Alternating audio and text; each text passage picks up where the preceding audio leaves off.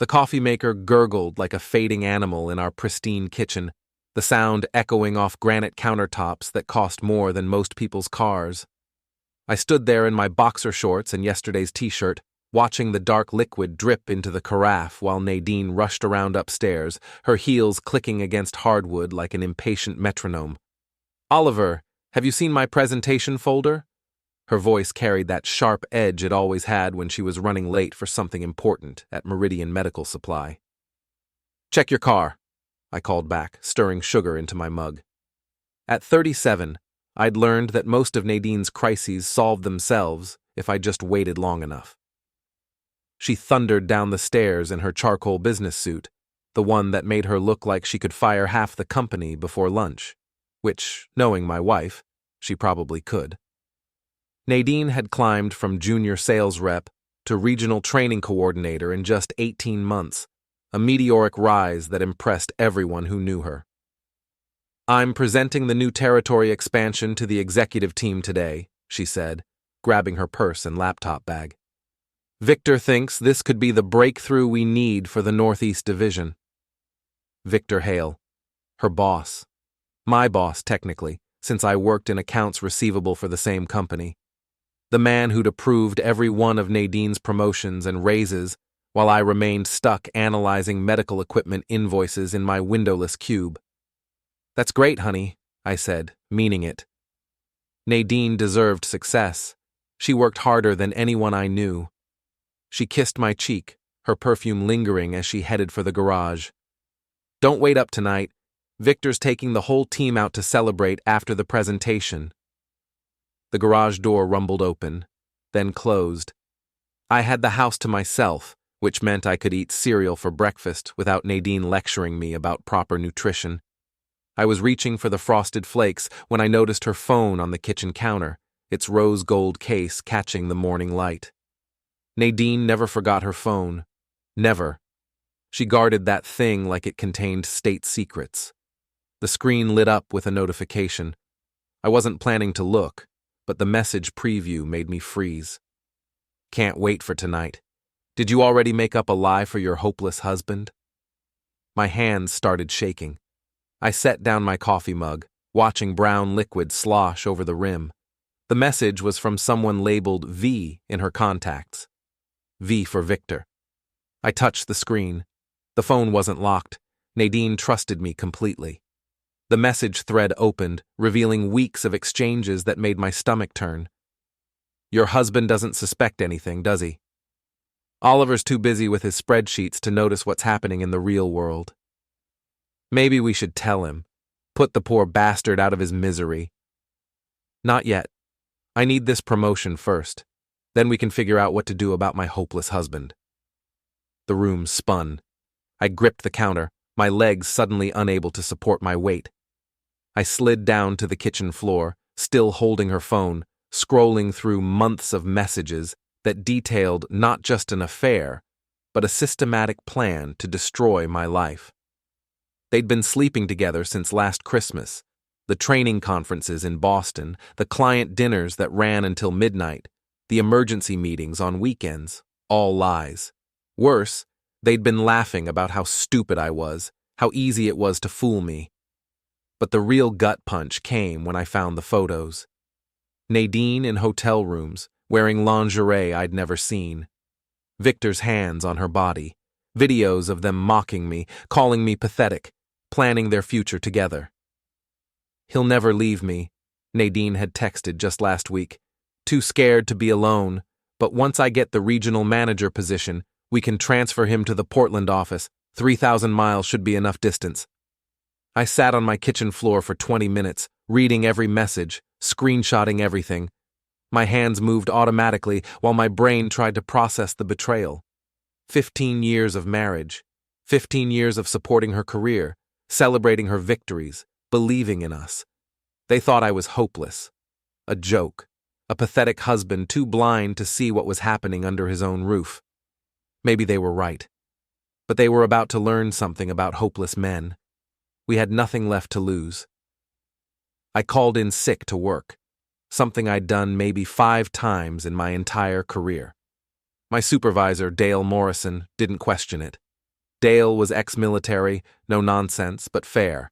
He told me to rest up and get better. If only he knew what kind of sickness I was dealing with. Instead of resting, I spent the day in my basement office, surrounded by filing cabinets and computer equipment. Nadine called it my man cave, but it was really just where I did freelance bookkeeping for small businesses. The extra income helped pay for her expensive tastes. I started with Nadine's laptop, which she'd left behind in her rush. She used the same password for everything. Success, Towing 24. I'd always found it endearing, her optimism. Now it felt like a knife in my chest. Her email revealed the scope of their deception. Hotel reservations charged to company training budgets. Expense reports for client entertainment that were actually romantic dinners. Mileage reimbursements for trips to Victor's condo in Hartford. But I needed more than just evidence of an affair. I needed to understand how deep this went. I called my friend Trey, who worked in IT at Meridian. We'd started the same week 12 years ago, back when the company was half its current size. Trey had a dry sense of humor and a talent for finding information that wasn't supposed to be found. "Oliver, how's the spreadsheet kingdom treating you?" Trey answered on the first ring. "I need a favor," I said. "A big one." "Uh-oh, this sounds serious. What's going on?" I couldn't tell him everything, not yet. "I think there might be some irregularities in the training budget, expense reports that don't add up.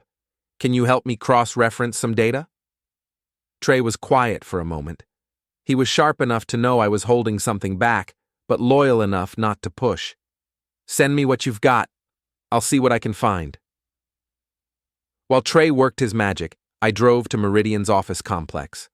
The building was a gleaming monument to corporate success, all glass and steel rising from perfectly manicured grounds. I'd been proud to work there once. Carly, the receptionist, greeted me with surprise. "Oliver, I thought you were sick today." "Just needed to grab some files," I said.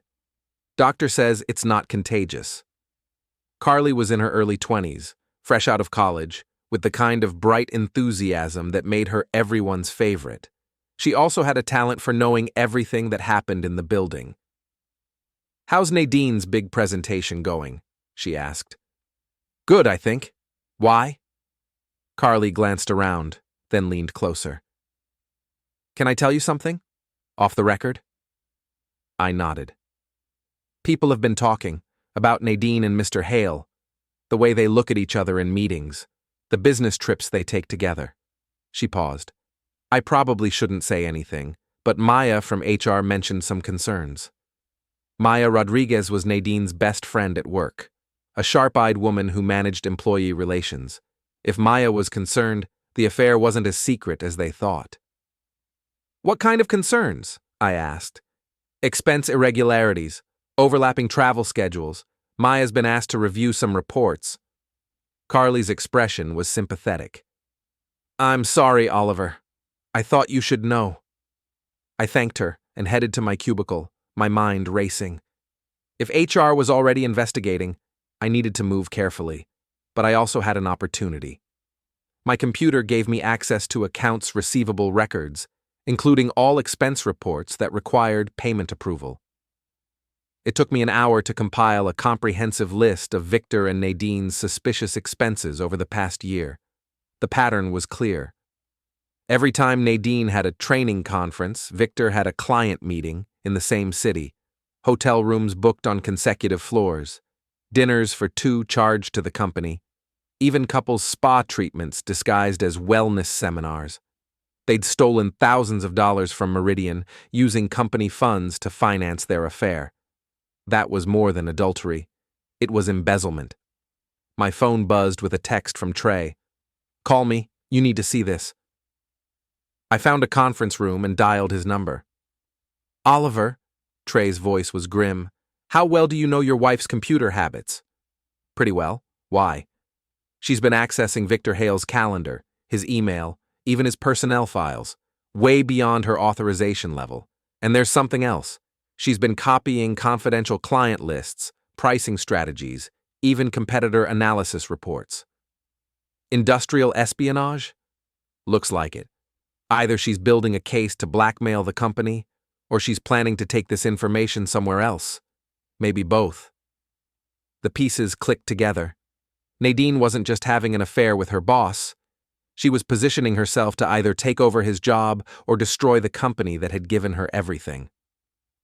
There's more, Trey continued.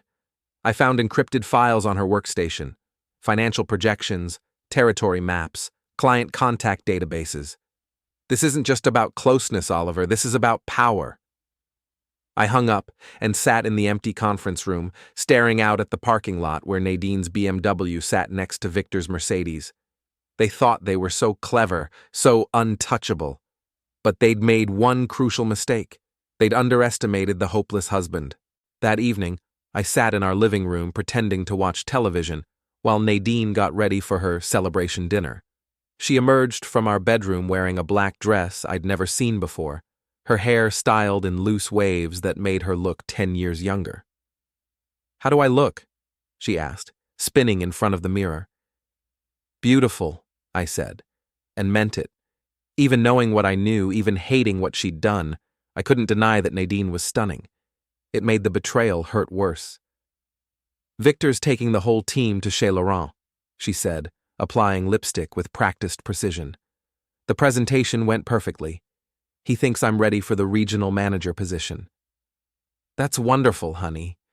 You've worked so hard for this." She kissed my forehead, careful not to smudge her makeup. "Don't wait up. These corporate dinners always run late." After she left, I drove to Chez Laurent, a upscale French restaurant downtown. I parked across the street and waited.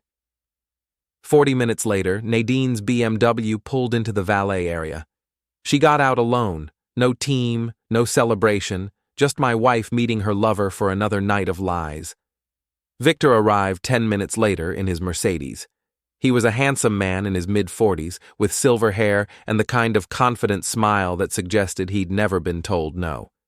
He kissed Nadine's hand as the valet took his keys, a gesture that made my stomach clench. I followed them inside, requesting a table in the bar area where I could observe without being seen. They sat in an intimate corner booth, holding hands across the table, sharing a bottle of wine that probably cost more than my monthly car payment. "Celebrating our success," I heard Victor say as the waiter refilled their glasses. "When can we make this official?" Nadine asked. "I'm tired of sneaking around." "Soon. Once you get the promotion, we'll have more leverage, and once we deal with your husband's situation." They talked for 2 hours about their future together, about the life they'd build after destroying mine. Victor had it all planned out: my transfer to Portland, Nadine's promotion to regional manager, their eventual marriage after my divorce was finalized. "He'll never fight the transfer," Nadine said, cutting into her filet mignon. "Oliver's too passive. He'll take whatever we give him and say thank you. What if he doesn't? Then we'll make his life so miserable he'll beg to leave. Trust me, I know exactly which buttons to push." I paid my bar tab and left before I did something stupid. But I'd heard enough to know this wasn't just an affair. It was a conspiracy to destroy my career and exile me from everything I'd built. The next morning, I arrived at work early and went straight to Dale Morrison's office. Dale was already at his desk with a cup of black coffee and a stack of reports, his gray hair military short, his posture ramrod straight even while sitting. "Oliver, feeling better?" "Much better, thanks." "Dale, I need to report some irregularities I've discovered in our expense accounts." I laid out everything I'd found: the falsified reports, the overlapping travel, the unauthorized charges. Dale's expression grew darker with each document. "This is serious," he said finally. "If these allegations are accurate, we're looking at potential embezzlement charges." "I've prepared a complete analysis," I said, handing him a flash drive. "Everything's documented with timestamps and supporting evidence." Dale plugged in the drive and scrolled through my findings. His military background had taught him to spot patterns, and the pattern here was unmistakable. "I'll need to escalate this to corporate security and HR immediately," he said. Are you prepared to testify to these findings if necessary? Absolutely. One more question, Oliver. This involves your wife. Are you certain you want to proceed? I met his steady gaze. The evidence speaks for itself. Personal relationships don't change facts. Dale nodded approvingly. I'll handle this discreetly, but once I submit this report, there's no taking it back. I understand. 3 hours later, Maya from HR called an emergency meeting with Nadine. I watched from my cubicle as my wife walked past, her confident stride faltering slightly when she saw Maya's serious expression. The meeting lasted 45 minutes. When Nadine emerged, her face was pale, her hands shaking. She walked directly to Victor's office without looking in my direction. That conversation was shorter, but more heated. Through the glass walls, I could see Victor gesturing angrily, while Nadine sat with her head in her hands. When she finally left his office, she looked like she'd aged 10 years. My phone buzzed with a text. We need to talk. Come home immediately. I finished my work and drove home at exactly my normal time. Nadine was waiting in the kitchen, still in her business suit, but with her hair disheveled and her makeup smeared. Did you know about the HR investigation? She asked without preamble. What investigation? Don't play dumb, Oliver. Someone reported irregularities in my expense accounts. Maya says they're reviewing all my travel and training reports from the past year. I poured myself a glass of water, keeping my expression neutral. That sounds serious. What kind of irregularities? Hotel bookings, restaurant charges, mileage reports. They're saying some of my business expenses don't match company policy. Well, do they? Her eyes flashed with anger. Of course they do. I've always been careful about following procedures. This is obviously someone trying to sabotage my promotion. Who would do that? I don't know, but I'm going to find out. And when I do, they'll regret ever crossing me. She stormed upstairs, leaving me alone in the kitchen. I sat at our breakfast table, the same spot where I'd discovered her betrayal just 48 hours earlier. Nadine thought someone was sabotaging her career. She was right, but she'd never suspect the passive, hopeless husband who'd been invisible to her for so long. I was just getting started. The investigation moved faster than I'd expected. Corporate security conducted interviews with everyone in Nadine's department, cross-referencing travel schedules and expense reports. What they found painted a clear picture of systematic fraud. Carly kept me updated on the office gossip. Maya's been working overtime, she whispered during my coffee break. They've found thousands of dollars in questionable charges, and Mr. Hale's been called into meetings with the executives every day this week. Victor was trying to distance himself from the scandal, claiming he'd trusted Nadine to handle her own expenses appropriately. But the evidence showed his approval on every fraudulent report, his signature on every suspicious reimbursement. Meanwhile, Nadine grew increasingly desperate. She spent hours on the phone with lawyers, trying to understand her legal exposure. She accused various co-workers of jealousy, of conspiring against her success. She even suggested that I might have enemies at work who were using her to get to me. Maybe someone in accounting has a grudge, she said over dinner on Thursday night. You've been there so long, you must have made some enemies. I keep my head down and do my job, I replied. I can't think of anyone who'd want to hurt me. Well, someone's trying to destroy our lives. When I find out who, they'll pay for this. Friday afternoon, Victor was placed on administrative leave pending the investigation's completion. Security escorted him from the building, his personal items packed in a cardboard box like any other terminated employee. The sight of his humiliation should have satisfied me, but I felt nothing except cold determination. Nadine came home that evening in tears. They suspended Victor, she sobbed. He's been with the company for 8 years, and they're treating him like a criminal. What does that mean for you? I asked. I don't know. Maya says my case is still under review, but without Victor's support. She trailed off, the implications clear. That weekend, Nadine barely left our bedroom. She claimed to have the flu, but I knew she was hiding from the shame of having her colleagues discover her fraud. Her phone rang constantly. Lawyers, HR representatives, former friends who wanted to distance themselves from the scandal. On Sunday evening, she finally emerged to find me reading in the living room. "Oliver, I need to tell you something," she said, sitting on the edge of the couch. My heart raced.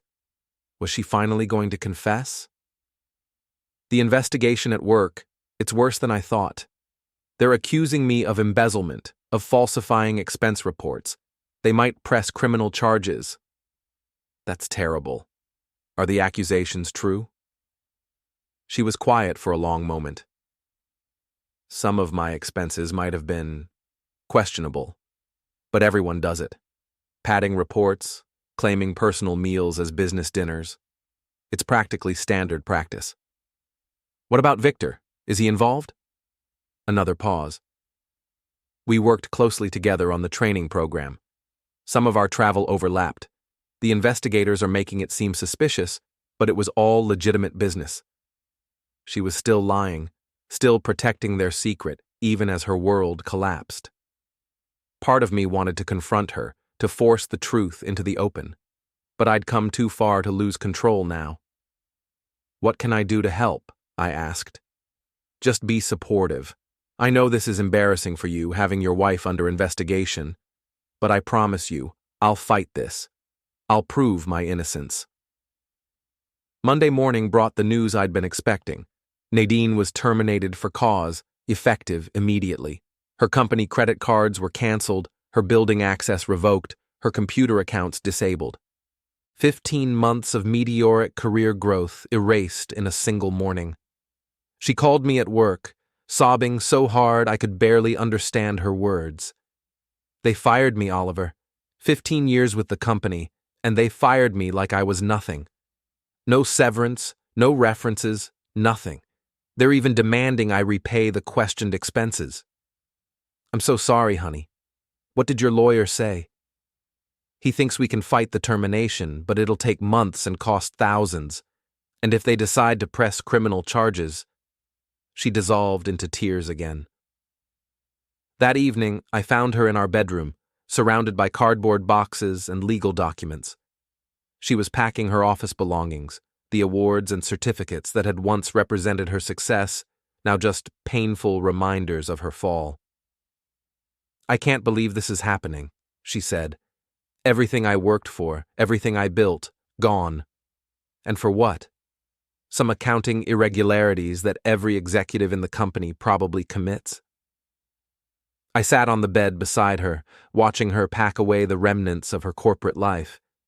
"Maybe this is an opportunity," I said. "A chance to start fresh somewhere else. Who's going to hire me now? Once word gets out about the investigation, I'll be blacklisted from every medical supply company in the region." She held up a photo of herself receiving an award from Victor, then threw it in the trash. "I trusted him, Oliver. I thought he cared about my career, about my future. But the moment things got difficult, he abandoned me." If only she knew how completely Victor had abandoned her. How he'd told investigators that she'd initiated the fraudulent expenses, that he'd been too trusting of her judgment. How he'd painted himself as another victim of her deception. "What about your friends at work?" I asked. "Maya, the other managers you've worked with?" Nadine laughed bitterly.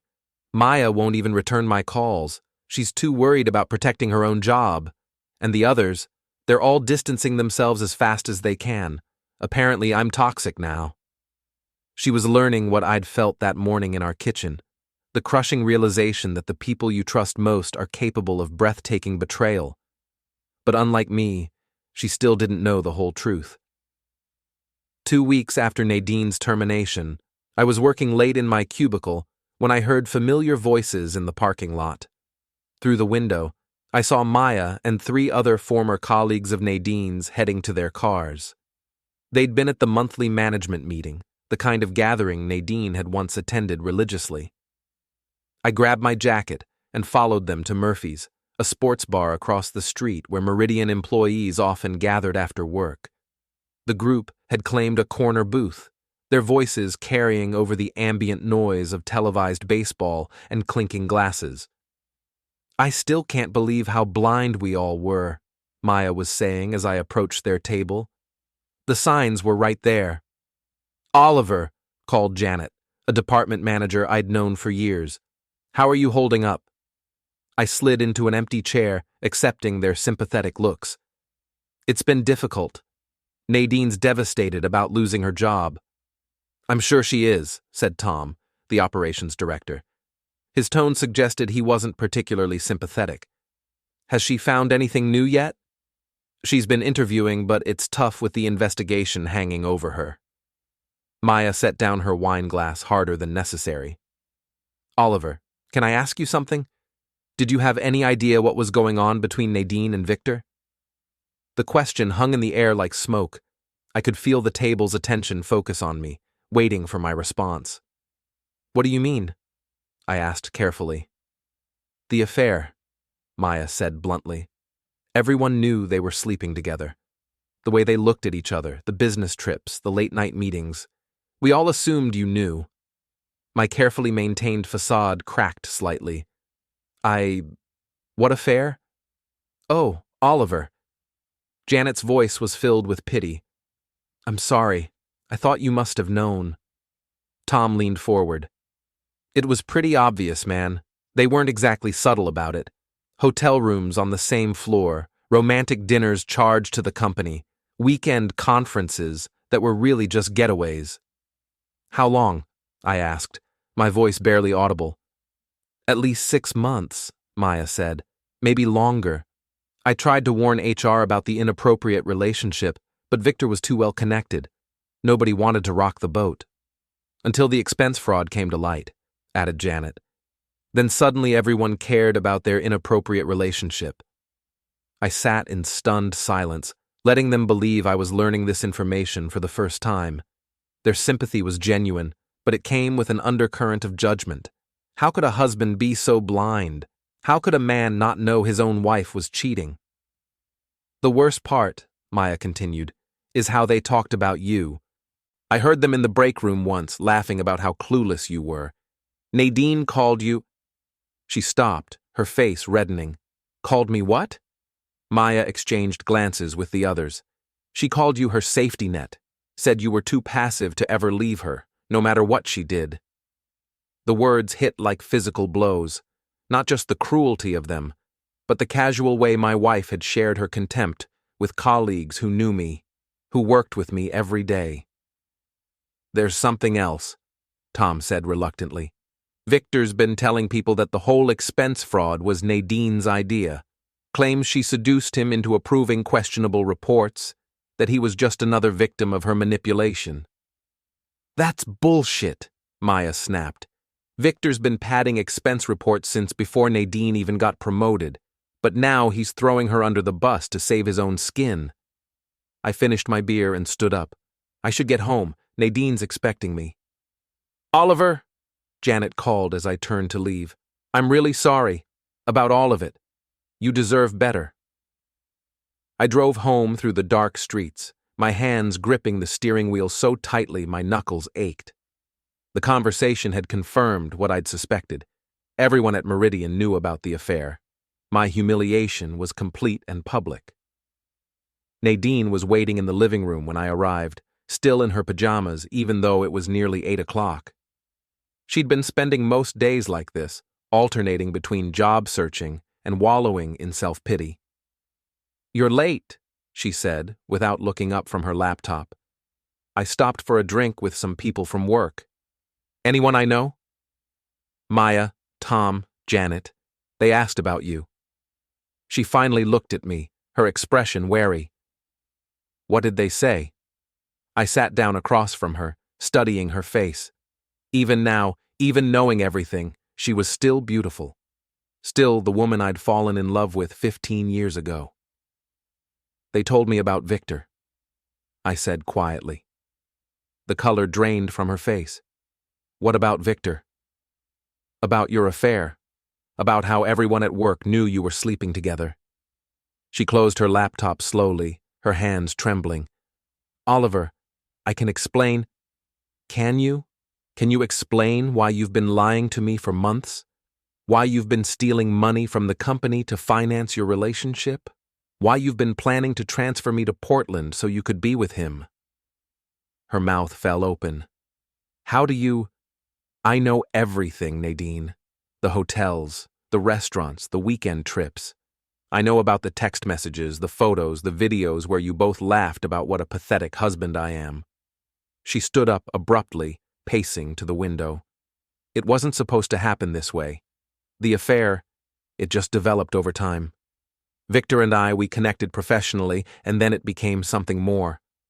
When did it start? Last Christmas, the company party. We both had too much to drink, and one thing led to another. She turned to face me, tears streaming down her cheeks. I never meant to hurt you, Oliver. I just felt so alive with him, so appreciated. He saw my potential in ways you never did. So you decided to steal thousands of dollars to fund your romance. It wasn't stealing. Those were legitimate business expenses. Couples' spa treatments, romantic dinners, hotel suites. I stood up, my voice rising. You used company money to cheat on me, and you got caught. Yes, fine, I got caught. But where were you, Oliver? When was the last time you took me somewhere nice? When did you last tell me I was beautiful, or smart, or worth investing in? Victor saw my value when my own husband treated me like furniture. Her words were designed to wound, to shift blame from her betrayal to my inadequacy as a husband. And maybe she was right. Maybe I had been complacent, taking our marriage for granted. But that didn't justify what she'd done. What happens now? I asked. I don't know. Victor won't return my calls. His lawyer told mine that he's not taking responsibility for my actions. He's claiming I manipulated him into approving fraudulent expenses. And you're surprised by that? She laughed bitterly. I thought he loved me. I thought we had a future together. But the moment his career was threatened, he threw me away like garbage. Like you threw me away? She had no answer for that. I went upstairs to our bedroom and pulled a suitcase from the closet. Nadine followed, watching as I began packing clothes. Where are you going? She asked. I'm moving out. I've rented an apartment across town. The divorce papers will be filed Monday morning. Oliver, please. We can work through this. Marriage counseling, therapy, whatever you want. Just don't give up on us. I stopped packing and looked at her. You gave up on us months ago, Nadine. You just forgot to tell me. She collapsed onto the bed, sobbing. I'm sorry. I'm so sorry. I know I don't deserve forgiveness, but please don't leave me with nothing. I've lost my job, my reputation, my future. Don't take away my marriage, too. You took it away yourself. I finished packing and carried my suitcase downstairs. Nadine followed, begging me to reconsider, promising to change, to make things right. But her words felt hollow now, just another manipulation from someone who'd built her life on lies. At the front door, I turned back one last time. For what it's worth, I did see your potential. I supported your career, celebrated your successes, believed in your dreams, but apparently, that wasn't enough. Oliver, the house is yours until the divorce is final. After that, we'll see what the lawyers decide. I walked out into the cool evening air, leaving behind 15 years of marriage and the woman who'd destroyed everything we'd built together. But I wasn't done with Nadine yet. Or with Victor. My new apartment was a furnished studio in a converted warehouse downtown, the kind of place young professionals rented while climbing corporate ladders. It was a far cry from the suburban home I'd shared with Nadine, but it was mine, untainted by memories of betrayal. I spent the weekend setting up my temporary life, buying groceries, organizing my clothes, establishing routines that didn't revolve around someone else's schedule. For the first time in months, I felt something approaching peace. Monday morning brought news that Victor's administrative leave had become permanent termination. Meridian's investigation had uncovered years of expense fraud, inappropriate relationships with subordinates, and misuse of company resources. He was facing potential criminal charges and a civil lawsuit to recover stolen funds. Carly filled me in during my lunch break. Security escorted him out Friday afternoon, she said. He was screaming about wrongful termination and threatening to sue everyone. It was quite a scene. What about the criminal investigation? Maya heard the district attorney is reviewing the case. If they press charges, both Victor and Nadine could face felony embezzlement counts. The thought of Nadine in handcuffs should have brought me satisfaction, but instead I felt only emptiness. This wasn't about revenge anymore. It was about consequences, catching up with people who thought they were above accountability. That evening, my phone rang. Nadine's number appeared on the screen, but I let it go to voicemail. She'd been calling daily since I moved out, leaving increasingly desperate messages about reconciliation and forgiveness. This time was different. Oliver, please call me back. Something terrible has happened. Victor, he's blaming everything on me. His lawyers are saying I seduced him, manipulated him into approving fraudulent expenses. They're making me the villain while he plays the victim. I need your help, please. I deleted the message without calling back. Wednesday brought more developments. Trey called with an update on the digital investigation. They've recovered deleted emails from Victor's computer, he said. Turns out he's been running expense scams for years, long before Nadine arrived. She was just his latest accomplice, not the mastermind. Will that help her case? Maybe, but she's still guilty of fraud, just not the ringleader. The prosecutors might offer her a plea deal in exchange for testimony against Victor. And if she doesn't cooperate, then she goes down with him. That afternoon, I received an unexpected visitor at work. Dale Morrison appeared at my cubicle with a serious expression. Oliver, I need to speak with you privately. We walked to his office, where he closed the door and gestured for me to sit. I've been asked to conduct an internal review of your role in the expense fraud investigation, he said. Some questions have been raised about how you obtained certain information. What kind of questions?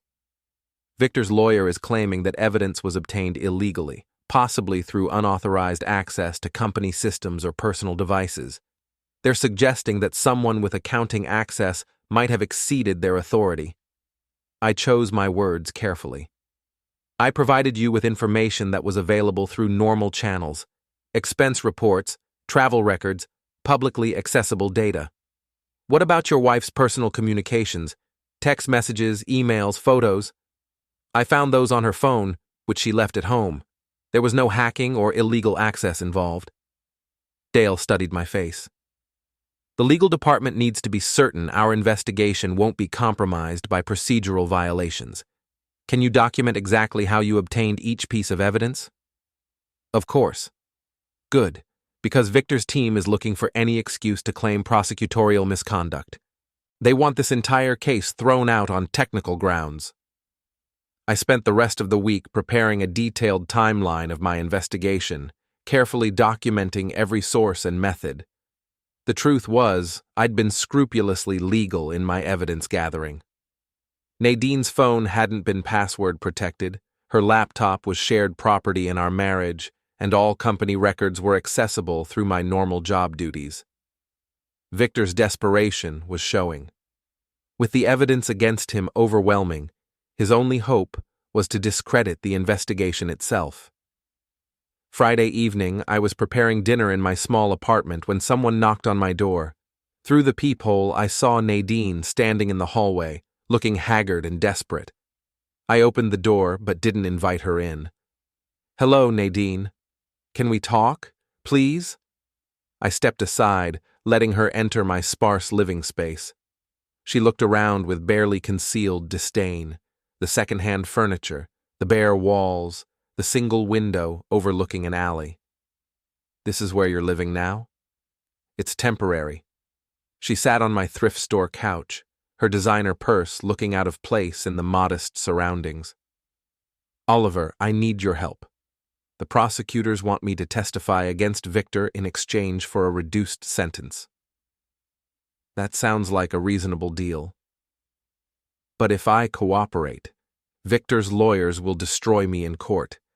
They'll paint me as a gold-digging seductress who manipulated their innocent client. My reputation will be ruined forever. As opposed to your current reputation as an embezzling adulteress? She flinched at my words. I know you hate me. I know I deserve your anger, but we were married for 15 years. That has to count for something. What do you want from me? I want you to talk to the prosecutors. Tell them that Victor was the one in charge, that he had power over my career. Help them understand that I was as much a victim as anyone. I sat down across from her, studying her face. Even now, facing potential prison time, she was still trying to manipulate the situation to her advantage. Were you a victim, Nadine? When you laughed about your hopeless husband in those hotel room videos? When you planned to transfer me to Portland so you could be with Victor? When you stole thousands of dollars to finance your affair? I made mistakes. You made choices. Every hotel reservation, every fraudulent expense report, every lie you told me, those were choices. Tears began streaming down her face. I know. You're right. I chose Victor over you, chose my career over our marriage, chose immediate gratification over long-term happiness, and now I'm paying the price. Yes, you are. But I'm begging you, don't let that price be prison. I'll lose everything, my freedom, my future, any chance of rebuilding my life. I stood up and walked to the window, looking out at the city lights. Somewhere out there, Victor was probably having a similar conversation with his wife, begging for support while facing the consequences of his actions. The prosecutors don't need my testimony, I said finally. They have enough evidence to convict both of you without my help. But your word would carry weight. You're the wronged husband, the sympathetic victim. If you asked for leniency, why would I do that? She was quiet for a long moment. Because despite everything I've done, you're a good man. Better than I deserved. I turned back to face her. You're right. I am a good man. Which is why I'm not going to lie to prosecutors to help someone who betrayed me. I'm not asking you to lie. Yes, you are. You want me to portray you as a victim when we both know you were a willing participant. You want me to minimize your guilt to save you from consequences you earned. She stood up, her composure finally cracking completely. Fine. I get it. You want me to suffer, to lose everything just like you did. Well, congratulations, Oliver. You've gotten your revenge. This isn't revenge, Nadine. This is justice. What's the difference? Revenge would be me actively trying to hurt you. Justice is me refusing to help you escape the consequences of your own actions. She grabbed her purse and headed for the door. I hope you're happy with your moral high ground. I hope it keeps you warm at night in this pathetic little apartment. It does, actually. She slammed the door behind her, leaving me alone with the silence of my new life. I poured myself a glass of wine and returned to the window, watching traffic flow through the streets below. 3 months later, Victor pleaded guilty to embezzlement and fraud charges, receiving a 3-year prison sentence and orders to pay full restitution. Nadine accepted a plea deal, testifying against her former lover in exchange for probation and community service. The divorce was finalized 6 weeks after Victor's sentencing. Nadine received half the value of our house and retirement accounts, but her legal fees and restitution payments left her effectively bankrupt. I kept my job at Meridian, eventually receiving a promotion to senior analyst when Dale Morrison recommended me for expanded responsibilities. The company had learned valuable lessons about oversight and accountability, implementing new policies to prevent future fraud. I never spoke to Nadine again after that night in my apartment. Occasionally, I heard updates through mutual acquaintances. She'd moved back in with her parents, taken a job as a clerk at a small medical practice, struggled to rebuild her professional reputation. Victor served 18 months of his sentence before being released on good behavior. His wife had divorced him while he was in prison, taking custody of their children and most of their assets. Last I heard, he was working as a sales representative for a pharmaceutical company, making a fraction of his former salary. 1 year after my divorce was finalized, I moved out of the studio